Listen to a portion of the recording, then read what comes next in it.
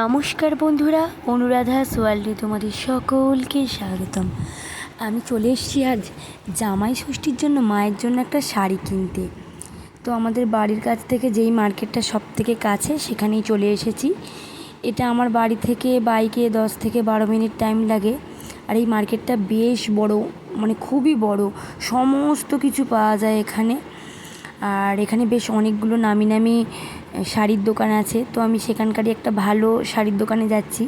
তো ওই শাড়ির দোকানের প্রথম শাখাটা এই জায়গাটায়, কিন্তু আমরা এখানে ঢুকবো না, এখানে প্রচণ্ড ভিড়।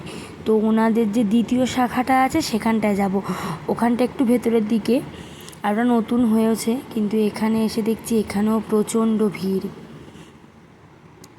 খুবই ভিড় আছে। মায়ের জন্য শাড়িটা কয়েকটা বের করতে বললাম, কিন্তু ওনারা সব কালো শাড়ি বেশি বের করেছে।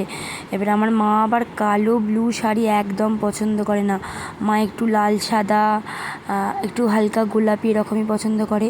তো আমি আবার ওনাদেরকে বললাম এই সাদা শাড়িটা বের করতে। আর এই সাদা শাড়িটার প্রিন্টটা বেশ সুন্দর।